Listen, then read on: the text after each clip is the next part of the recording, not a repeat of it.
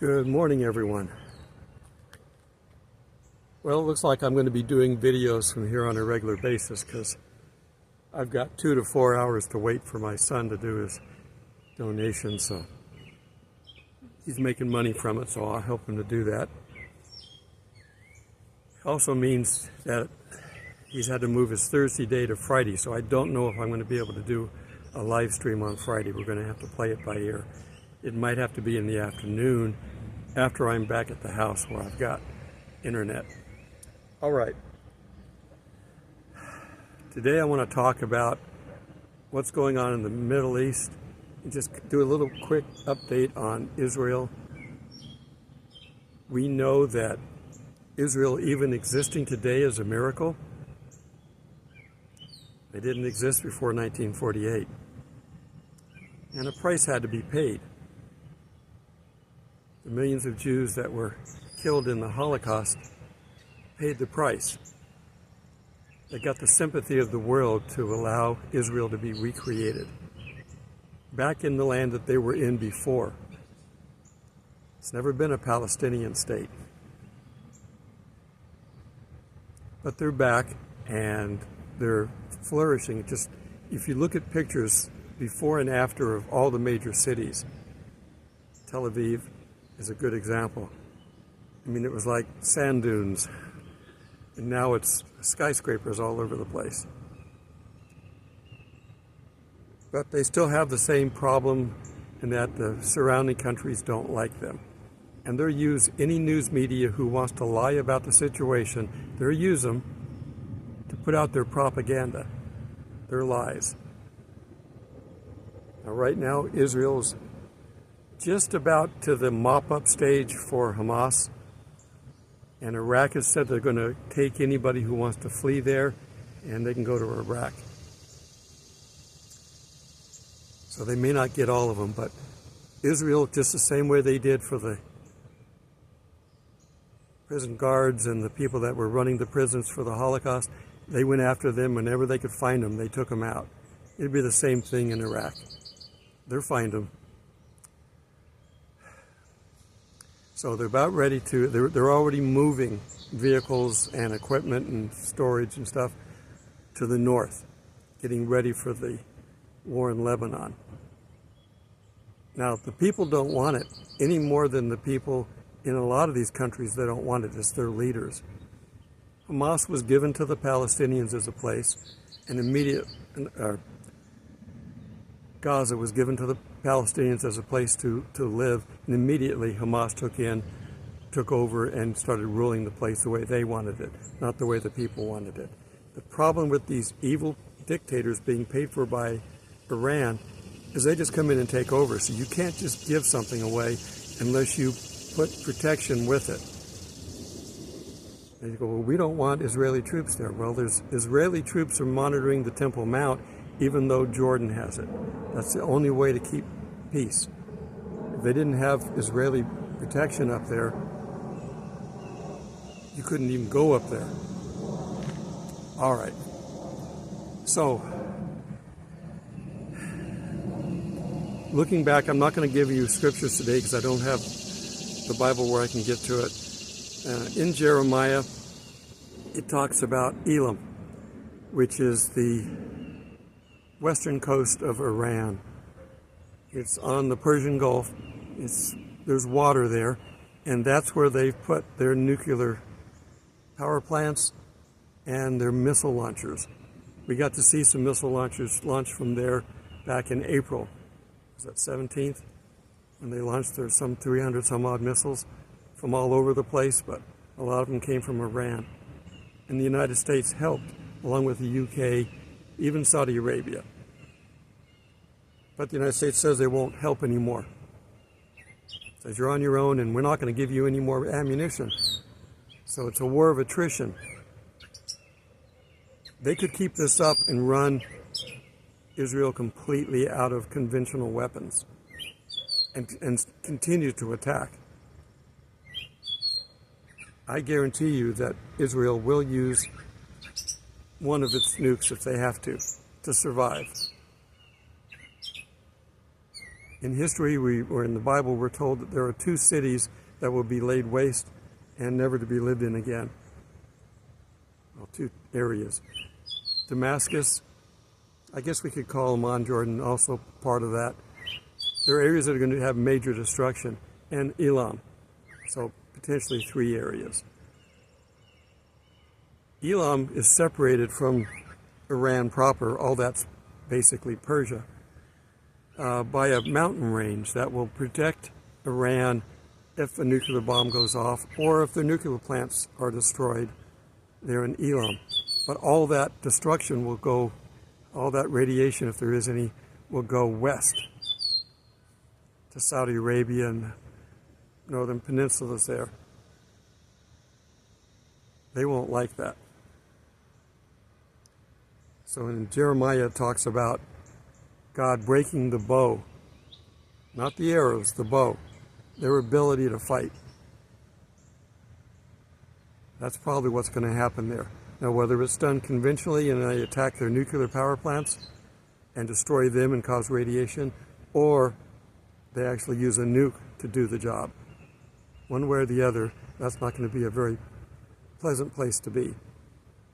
And that's in the future, and that's not, that's not the Ezekiel war. They're going to rebound in time for that.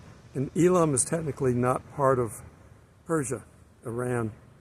It is today, but in the old times it wasn't. It was a separate country. And Ezekiel even mentions Elam, but he doesn't say that Elam was part of the war for Ezekiel 38. So they're probably not going to be in much shape after Israel gets through with them. What are we going to have in our country by that time? I don't know. Our current administration is pro-Satan, anti-God. You figure out what kind of policies they come up with. I just noticed I'm looking up. I don't always look up because where I live in the trees and I can't see anything. I can flip around here. There is not a cloud in the sky. It's a hot day. Oh, this morning when I got up, my back was not hurting me, but it's back to hurting again. So I'm still need prayer for this to go away. Another prayer update. My friend who's been needing to go into town for dialysis, he found someone he can stay with in town for the week, and he should have a vehicle on Friday, so his immediate crisis is done, but he's got to deal with his day-to-day crisis of how to stay alive. But that's his concern, and God's if he's truly a Christian. And it's hard to tell sometimes. We're not to judge. Just accept people for what they say and let God deal with it. Okay, so Israel is preparing, but I don't know how they're going to survive all this. They survived this last missile launch with God's help and the countries around them. I don't think they would have that again. Iran, according to estimates, has enough nuclear-grade material to make 8 nuclear bombs. And they have the ability to launch them. Now, have they been put together and married together? I don't know. But they have nuclear power capability. But they know if they launch one nuke towards Israel, Israel's got plenty more to launch back at them. There will be no more Iran. Now, that will take out a lot of people, which is not good, because it's the leaders that are the problem. God took out number 2 and number 3 of their leaders recently. So he wants to basically tell them to knock it off. It's not your time yet. Hamas jumped the gun on their timing. They weren't supposed to be doing that, but they wanted to get all this attention. You see the attention it's getting them? They're all being killed. Lebanon, they don't want the war. They want Hezbollah to stop it. They're stockpiling weapons in Syria for use in the war. They don't want them to go into Lebanon yet because they might be targeted. But Israel will target them. You hear these cicadas? cicadas are out there all over the place. We still got them probably the rest of this month, maybe another week or two. They make a lot of noise, especially at night.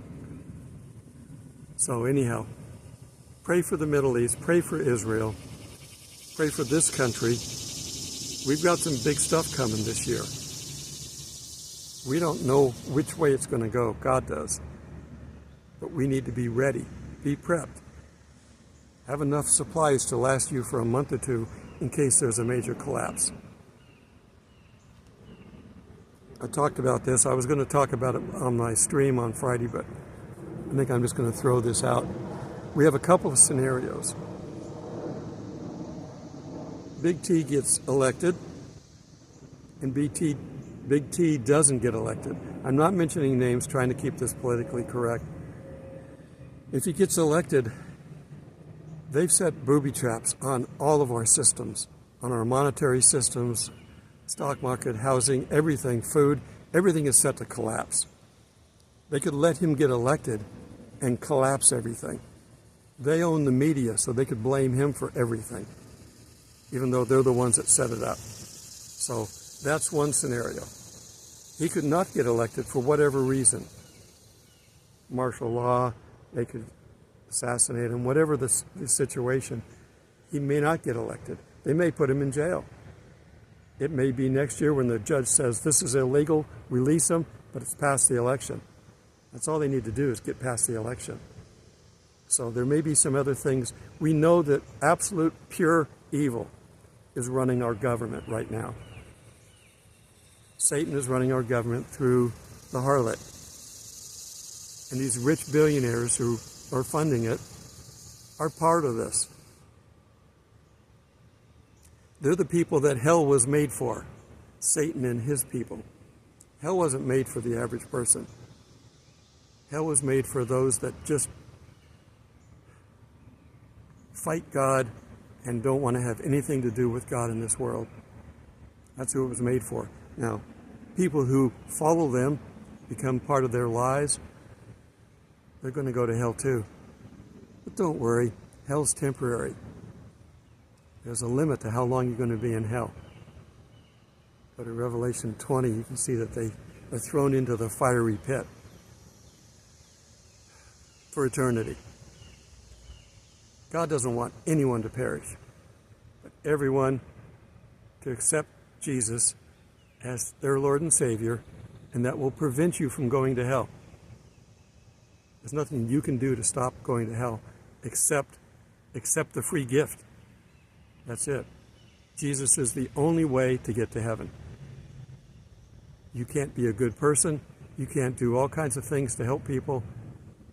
You can't even be a preacher for that matter. I don't know how many preachers are not Christians, but I bet there's at least one who teach people about Jesus, but maybe aren't Christians themselves. They never fully committed.